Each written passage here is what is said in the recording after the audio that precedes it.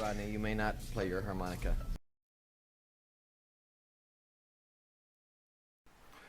Hello, Hedley back with the second in this series of country rock videos that I'm calling a Country Rock Chronology. Thank you to all of you who watched the first episode. I'm sorry it's taken me so long to get around to doing the second one. If you remember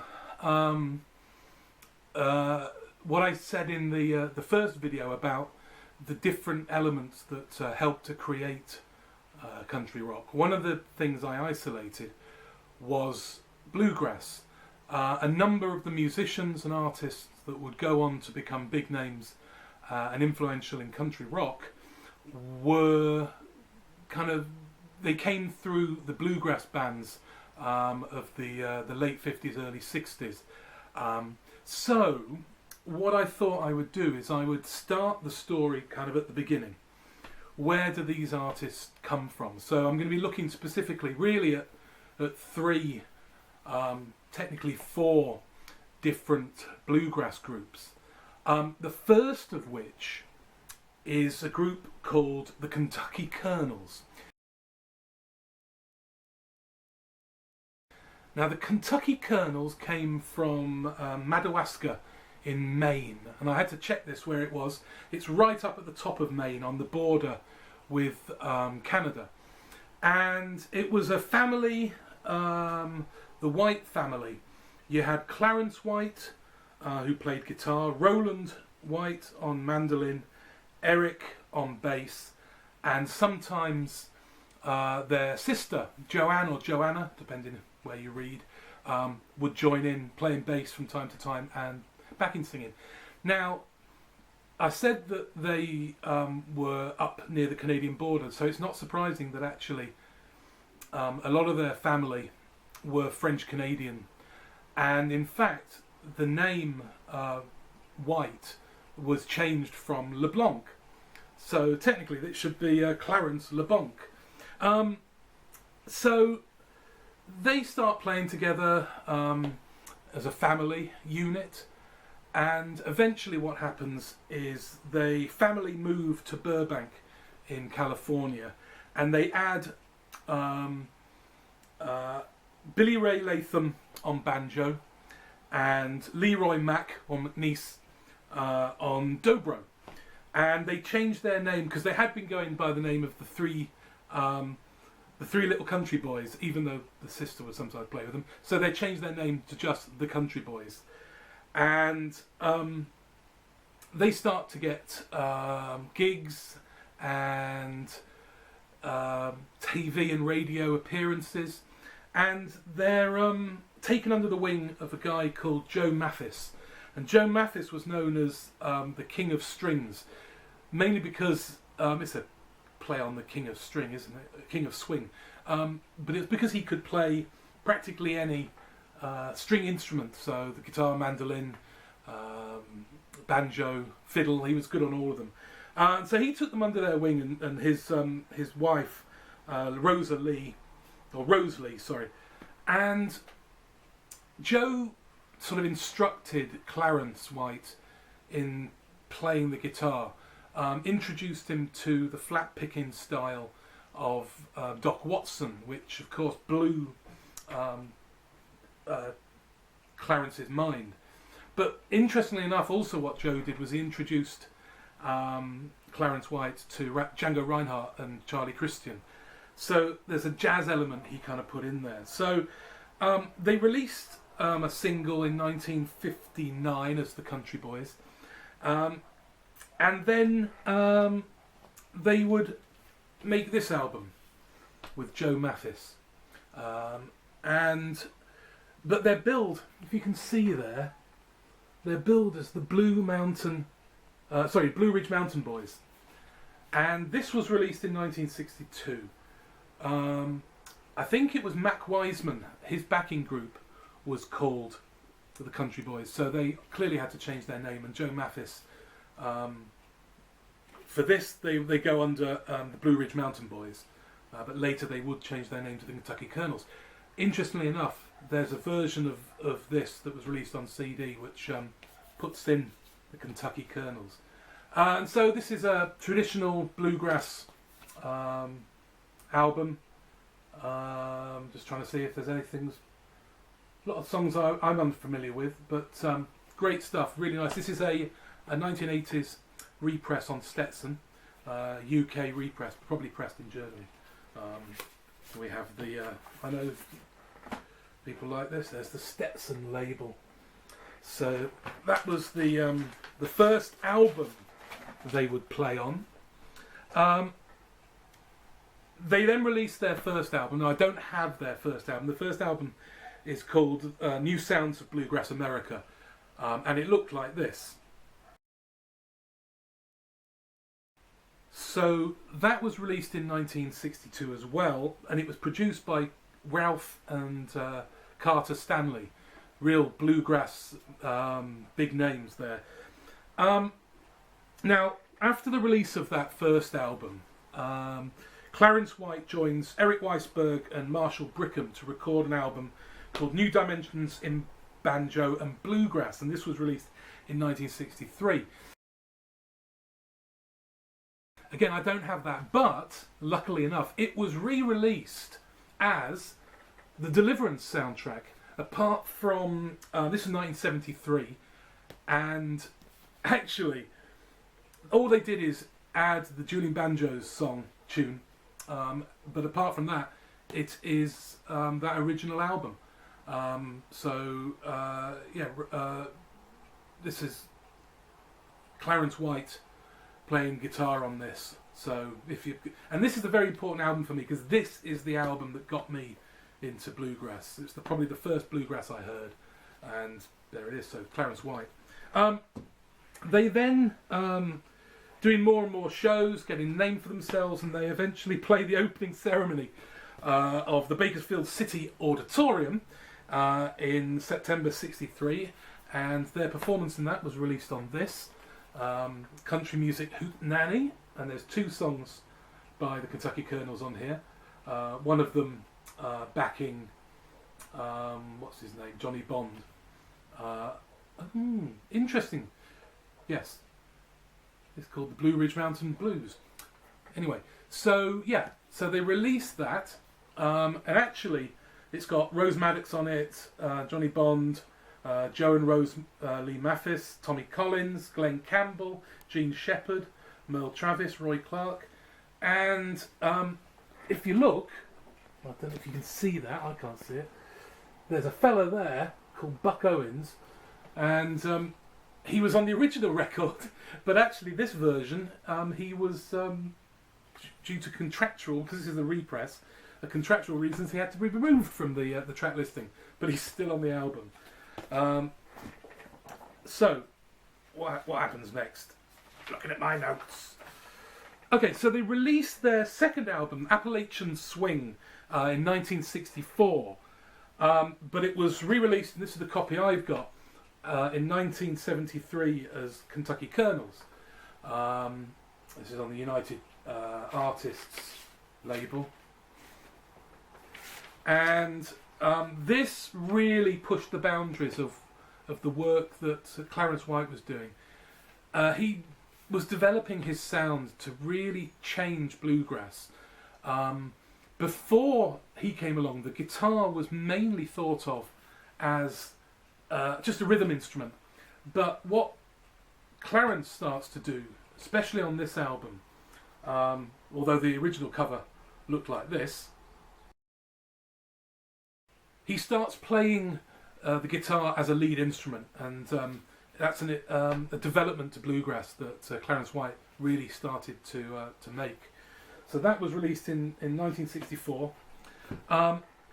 They begin to make it big. They do some TV appearances. They guest a couple of times on the Andy Griffith Show. Now, I've never seen the Andy Griffith Show, so I'm sure that there's a lot of you out there in America that know that. Oh, mule, you kicking mule, oh, mule, I say, I ain't got time to kiss you now, my mule's running away.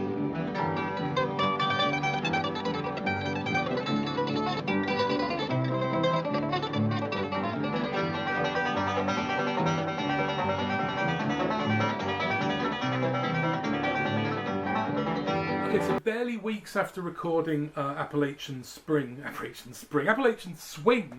There you go. That's probably what it's a pun on. Clarence goes into the studio and he records a collection of flat picking tunes with Roland White on mandolin and Sandy Rothman, who would later play with the Jerry Garcia band, on rhythm guitar. And it was called Flat Pick, and it wasn't released as an album until 2006, I think. It was released on Sierra Records.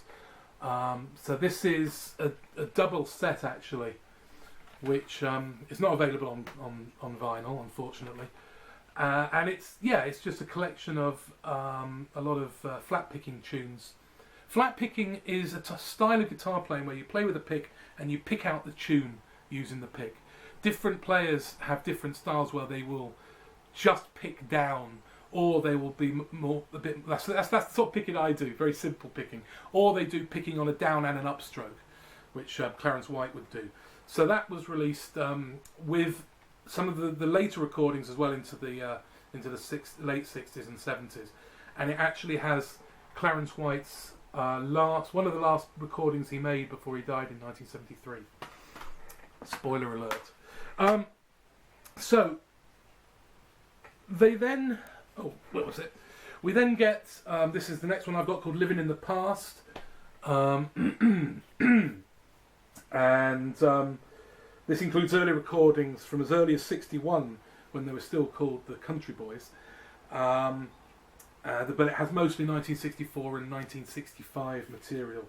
And it does actually have an introduction by Jerry Garcia, which is kind of interesting.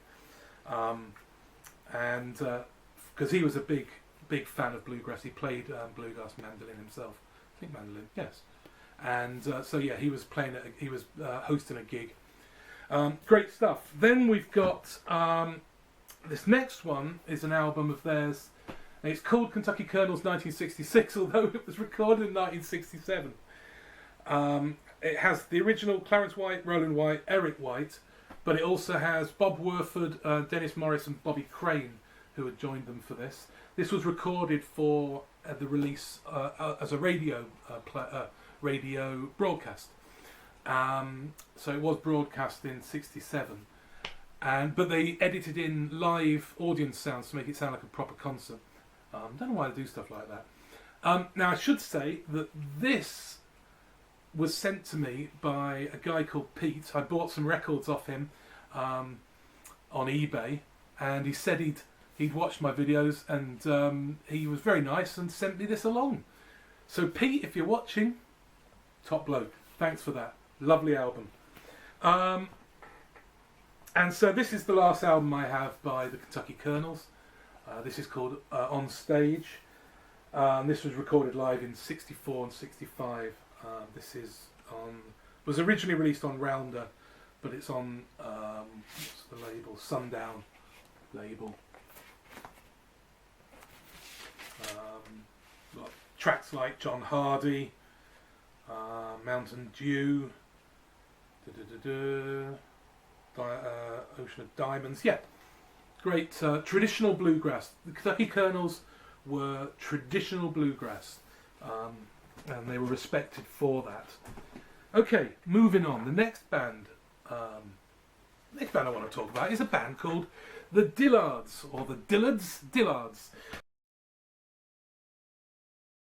And despite their rather twee image, they would wear matching tasseled jackets when they first came out.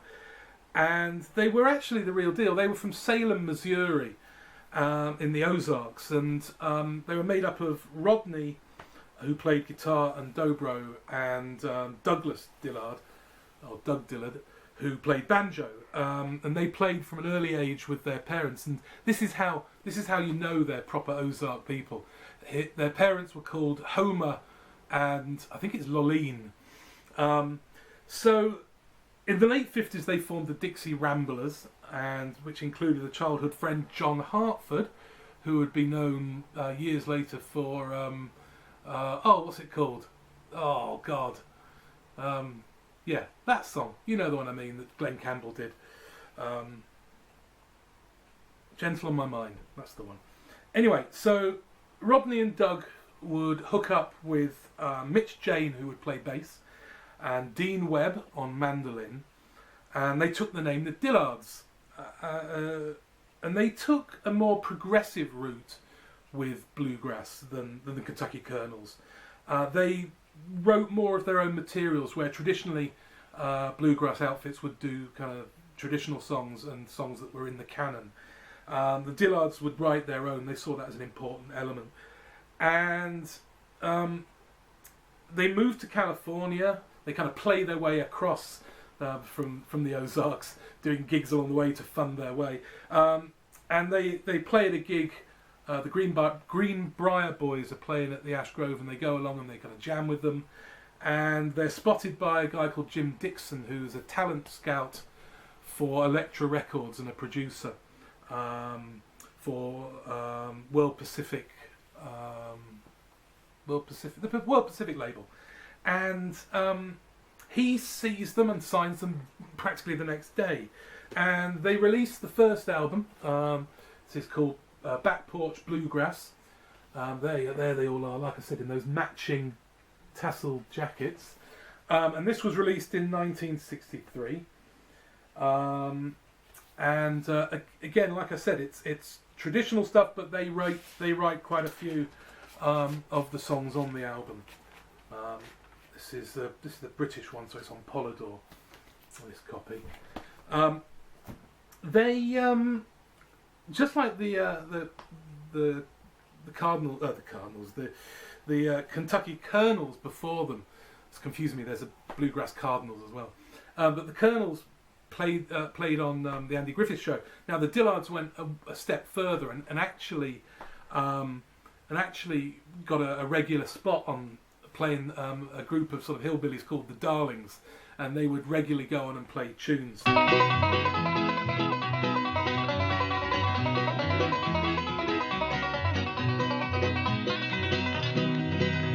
Now Dooley was a good old man, he lived below the mill. Dooley had 2 daughters and a party gal, and still one gal watched the boiler, the other watched the spout, and Mama corked the bottles when old Dooley fetched them out. Dooley slipping up the holler, Dooley trying to make a dollar. Dooley, give me a swaller and I'll pay you back someday. They released their second album live almost in 1964, and this is a live album. And what this album does is it allows you to hear the kind of act they were, because Mitch Jane, where is he? There he is with the pipe on the bass. That's Doug Dillard. That'll be Dean Webb, and then Rodney lying down. So yeah, he was kind of like the front man in terms of telling stories, and they would do skits. And this has that. There's a great story about the song Old Blue. Is it Old Blue? Yeah, Old Blue. And they talk about how in the Ozarks a dog was not a nice thing. So yeah, you get an idea of the kind of the way they put bluegrass and comedy, and that's what made them sort of successful on the club scene. It should point out actually, this does have on it a song, "Walking Down the Line," a Dylan song, which was one of the first sort of cover versions of a Dylan song back in 1964, and it also shows the progressive route that they were going, taking from. Of course, he was still very much a folky then, but it shows the way that the Dillards were kind of trying to develop their sound. And actually it would be, and I'm going to come to this again, that Jim Dixon, who signed them and recorded them, produced their albums, would kind of edge them and push them towards doing the Bob Dylan material. Now, as I said, they were too progressive really for the traditional bluegrass circuit. And they were constantly getting criticised as being sort of coffee shop or coffee house bluegrass, sort of very, very. They weren't taken seriously, and so they went, "Well, sod you, we can do that," and they released this album. This is called Pickin' and Fiddlin', and it's with a guy called Byron Berline, and this is the first recording I think he made. they discovered him. He was at Oklahoma University, and they went and played a gig there, and he saw them, and it blew them away. And afterwards, he said, "I play the fiddle," and they had a bit of a jam session, and all the band played in, and it lasted for a couple of hours, and eventually they asked him to come and record a record with them.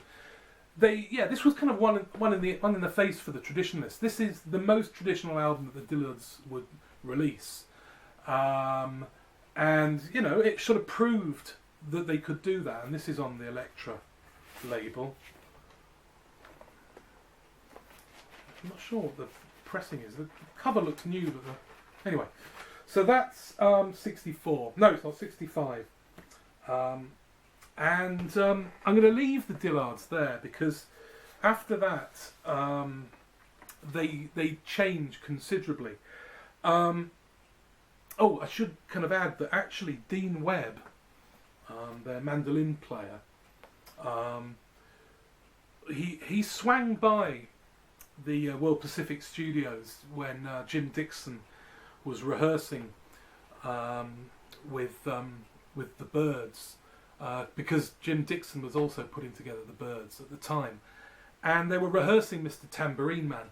Jim Dixon seemed to have a kind of an ability to be able to, and connections to get these Dylan songs, and they played this version of Mr. Tambourine Man that was done by Dylan, and it was recorded by Dylan and Rambling Jack Elliott, and that version has never been released. It was, I think, the other side of Bob Dylan it was recorded for, but it wasn't released. So they listened to this, and the Byrds were not getting their harmonies right. They didn't have the bluegrass element, and so Dean Webb sort of taught them all the different parts. There's an interesting fact, isn't there? So the Dean Webb from the Dillards arranged the vocals on Mr. Tambourine Man. Okay, so the next group, as I said, the Dillards after this, they change. Their next album completely throws away the traditional thing, and they end up playing as a more progressive bluegrass rocky elements to it. So the next band I want to talk about is the Scottsville Squirrel Barkers. Here's an album. I don't have this on vinyl, unfortunately. This is their album called... And the name, I'll say that first, that the Scottsville Squirrel Barkers comes from if you're hunting squirrel with a shotgun or a rifle, the shotgun, it might be, and basically if you hit a squirrel dead on, it just explodes, and what meat you could get off it, you're not going to get off it. So basically it was a technique of shooting the bark next to the squirrel, which meant it would probably kill the squirrel, or at least stun it, and it would keep it intact, that you would be able to eat the meat from it. So they were formed in... interesting story. They were formed in San Diego in 1962, late 61. And the lineup included, this is why they're important, the 17-year-old Chris Hillman, who would go on to be in the Byrds, the Flying Burrito Brothers, various other things. Larry Murray on dobro. Sorry, Chris Hillman played mandolin. Larry Murray on dobro. Ed Douglas on bass. Gary Carr on guitar, and Kenny Wirtz on banjo. So they released this album, Bluegrass Favorites, on the budget label Crown Records, which basically did budget stuff on B-grade vinyl.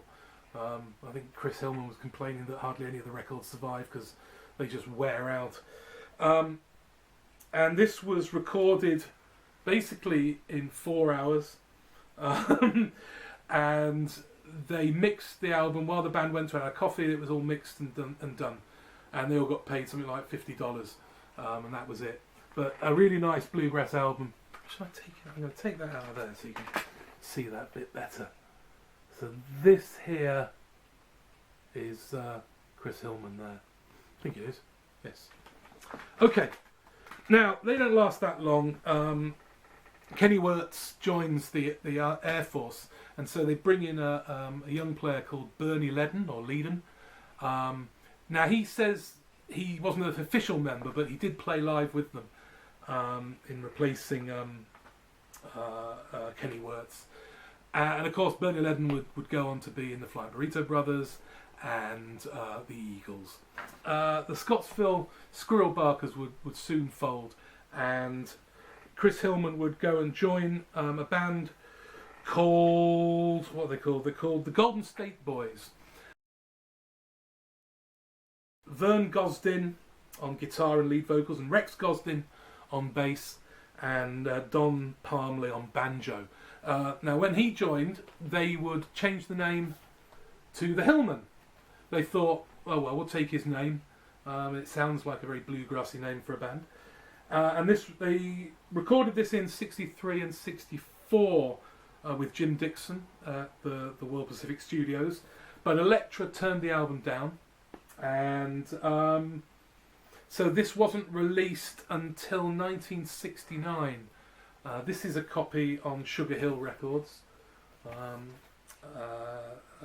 Not sure what the original one. Again, this has a Bob Dylan song on it. When the Ship Comes In is on here. A nice album, and there we go. There we've got a young Chris Hillman, and then the Gosdin brothers. So Chris Hillman would eventually leave to join the Byrds, the Flying Burrito Brothers, Stephen Still's Manassas, and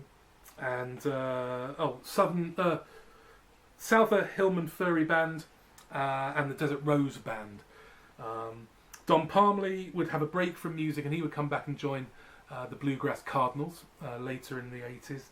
And Vern and Rex Gosdin would record an album with Gene Clark, and then they made a cracking early country rock record, and then Vern Gosdin would go on to become quite a big name in Nashville in the 1960s. Just quickly going back to some of the sort of things, so some of the other artists. So the Kentucky Colonels, Clarence White, he joined Nashville West afterwards and the Byrds, and he would play with Rick Nelson, Joe Cocker, Arlo Guthrie, Phil Oakes, Randy Newman, Jackson Brown, Gene Clark and the Monkees as a session player. Roland White, he joined a band called Country Gazette. The record of theirs behind me. And Billy Ray Latham, he joined the Dillards later on as well, and played with Doug Dillard. The Dillards themselves, Doug Dillard would join with Gene Clark to become Dillard and Clark, and they do two sort of legendary albums. He then also played with Arlo Guthrie, Hoyt Axton, Harry Nilsson, the Monkees, the Byrds, and Judy Sill. And Rodney Dillard, he played with the Nitty Gritty Dirt Band and John Hartford. And so just sort of summing up, so the Scottsville Squirrel Barkers, Kenny Wirtz would end up joining the Flying Burrito Brothers and Country Gazette. And Larry Murray would go on to join a band called Hearts and Flowers, a kind of a psychedelic country folk rock band. All of these bands I mentioned will probably be appearing later on. He also wrote songs performed by the Byrds, the Dillards, Johnny Cash, Rita Coolidge, Percy Sledge, the Walker Brothers. So in kind of summing up, one of the kind of connecting element between all of these is Jim Dixon, working out of the World Pacific Studios, and he would record a lot of, or if not all of, Elektra's bluegrass releases, including clearly the Kentucky Colonels, the Dillards, and the Hillman. But he would also become the kind of, as Chris Hillman called him, the Byrds, Brian Epstein. He kind of worked behind the scenes trying to get them together, pushed them in that folk rock direction. It was him that persuaded the Byrds, previously the Beefeaters, to record Mr. Tambourine Man, even though they didn't like it and didn't want to do it.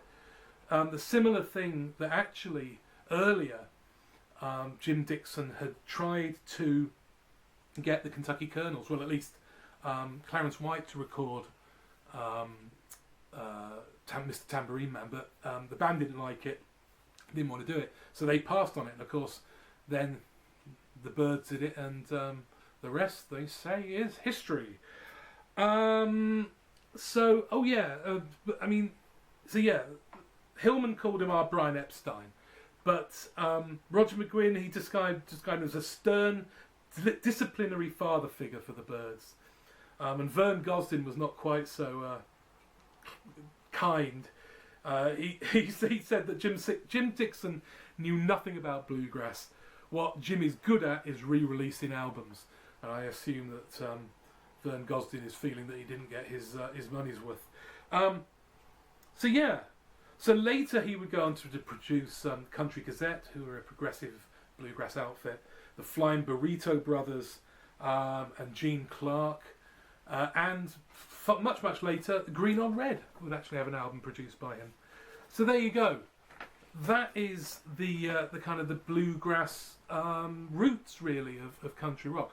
I hope you can kind of keep up with all the names. The names will all be reappearing as we kind of follow them through the development of country rock. It seemed a good place to stop, and we've got kind of ended up with the Byrds, and we're going to be starting the third episode of this with the Byrds. So there's something to look forward to for people who don't really like bluegrass. But these are all great albums, and they're very important in the development of country rock. So thanks for watching. I hope to be back sooner rather than later with episode 3. But until then, thank you for watching. This song Bye-bye is for a now. folk song that you've probably heard done lots of times before. It's about a dog, and the name of the song is Old Blue. And Rodney does a pretty good job of singing this, but I would like to say one thing. He may not sing it the way you're used to, because we didn't know it was ever done any other way except ours till last year, and we heard Joan Baez sing this at a festival we played at, and she had everybody crying and frothing at the mouth, and Rodney bit Pete Seeger on the leg, and it was a real emotional and moving experience about this old dog. But this song we do a lot different, and I think it's because we got a little different attitude about dogs down home. I know we got a lot different attitude about dogs than they do in Los Angeles, because we don't, shave them up in little balls like they do in Beverly Hills and dye them lavender and stuff. And you may not know this, we don't put rhinestone collars on them too much.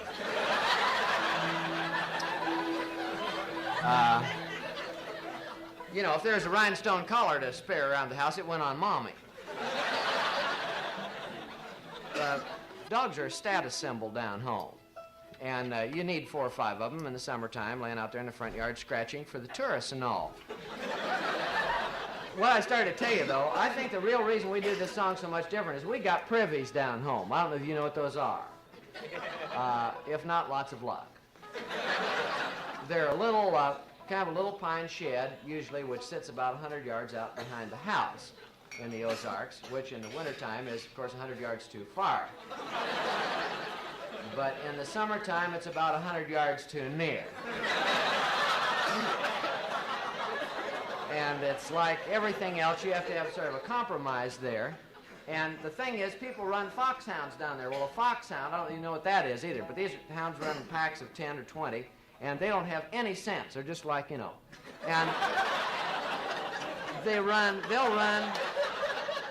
They won't just run all night, they'll run for a week until finally their paws give out, and they get starved to death and cold, and especially in the winter, and they'll lay up in the first place they can find that's out of the wind, which, if you've left the door open, is your privy.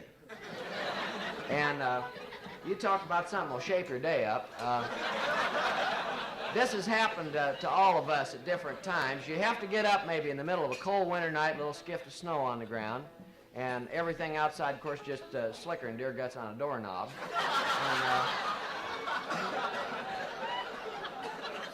And you have to go out there for some reason or another, And let me put it this way, if you're up that time in the morning in that kind of weather, it's an emergency thing with you. And you get out there to the privy finally, through maybe 5 or 6 inches of snow, and you open the door, and here's a big blue tick hound of somebody's curled up in there going like he built it.